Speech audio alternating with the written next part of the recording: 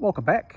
Just returned from another trip to the top of the South Island, and with my wife we went to Nelson and also visited Blenheim, and I've returned with what you see here. Now this is the remains of New Zealand's oldest surviving Harvard. This is NZ906, and after the last trip to see John Walsh on his farm at Fairhall, which is where Kitty Hawks were stationed during World War II, he very generously gave me a hydraulic shelf on that trip, which I partially restored, and you'll see in the last video. So he had a chat to his wife Lynn, and they decided to also give me the remains of NZ906.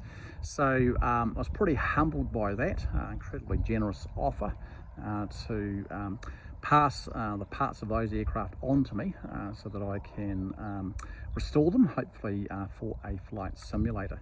So this video will be in a couple of parts. We'll just look at the history of NZ906, and then the second part we'll look at the fuselage remains here, or the cockpit remains in more detail, and then we'll have a look at other parts as well that I was very lucky to pick up on this trip, and also which were very generously donated by John. So NZ906 arrived in New Zealand in March 1941 on the ship A Rayner. It was part of the Empire Air Training Scheme. It was assembled at Hobsonville and brought on charge on the 14th of March 1941, which of course was pre-Pearl Harbor. It then went to number 1 Service Flying Training School, so that's SFTS at Wigram, and then to number 2 SFTS at Woodburn by March 1944. It was declared surplus in 1958 and sold by government tender, number 7078, to Bennett Aviation Limited in Te Kuiti for a sum of £45. It's about $100.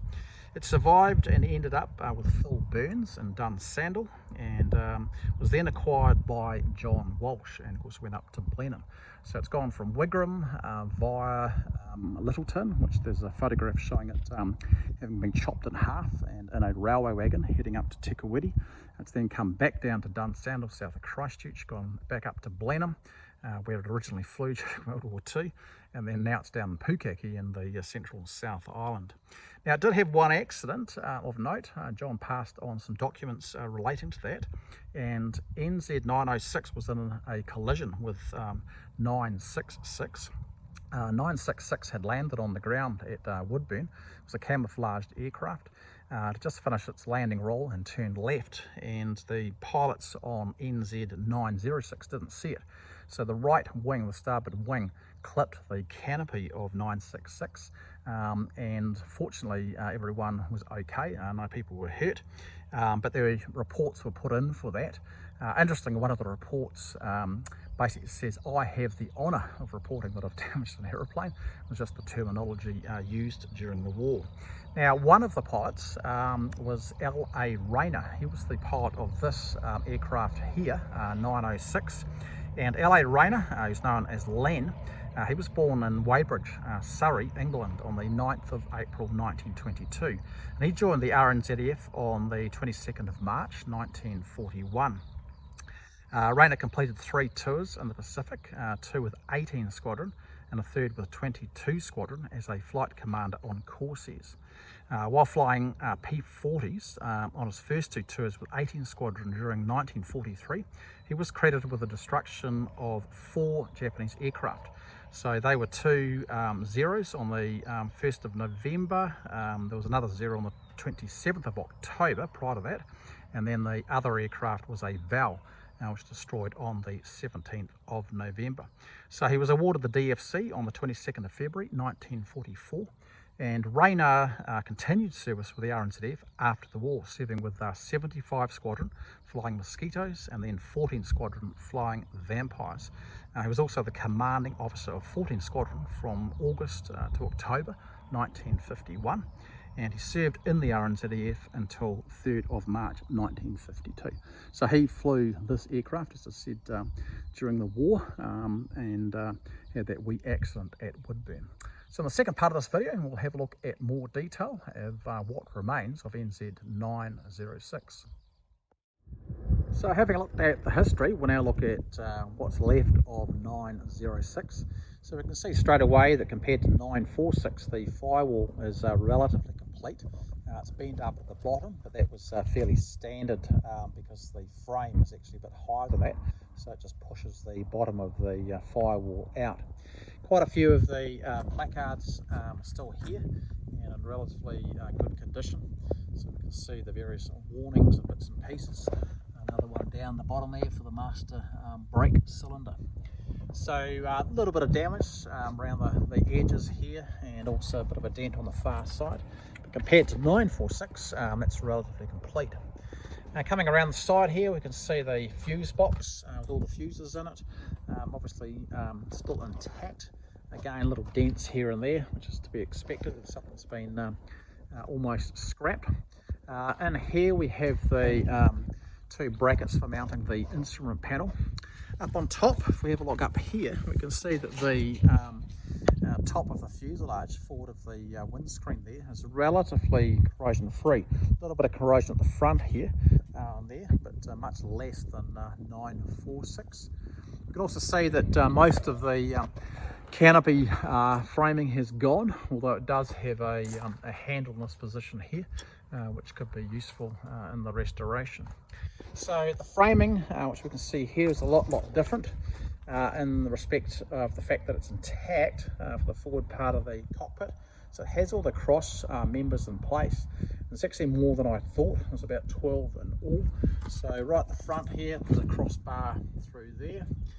We've got another one crossing over there, with two at a diagonal. And there's the big diagonal there, another one up the back. Then you've got the frame around here, which is where the rear cockpit is, and that's where the back end of the control rod that connects the front control stick to the back stick, they actually pivot through this point here, and you can see another pivot point up the front. So in addition to all of that, you've got another cross frame through here, so another X. So I think in all there are about 12 that go through there, with it cut out of 946. We can see it's the back cockpit area. Sidewall goes right back to the original point where it would be attached to the rear fuselage. And yeah, there are other various bits and pieces here, such as the piping for the air supply for some of the instruments, and also electrical lines as well. So pretty much that's it. The big feature of it, of course, is it has the cockpit surround. So you can see again, there's the brackets up the front, and then there's some placards left and right. So we've got the main valve here for the vacuum pump valve. Then there's Venturi valve there. So various placards in place. This is where the compass correction cards would have gone. Compass course sat down on this side here. That one's in very good condition for the Lux fire extinguisher.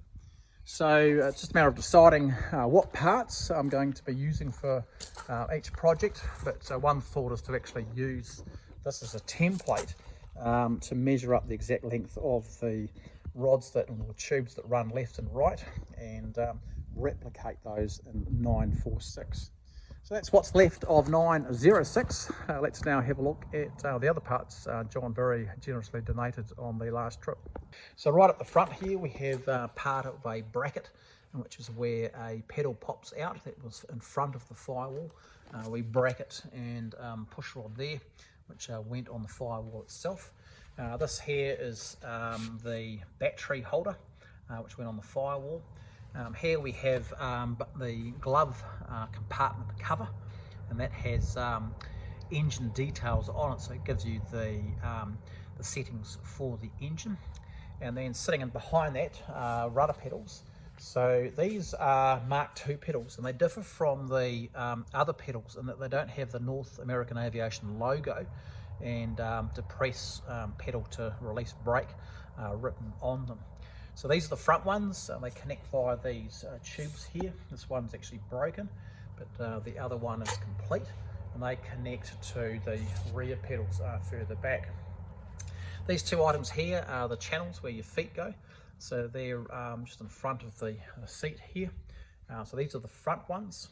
The seat itself is a Mark II seat. You can see a bit of damage there with a wee hole that needs repairing, but of course once repaired you'll have a cushion on that anyway, so you won't see all that.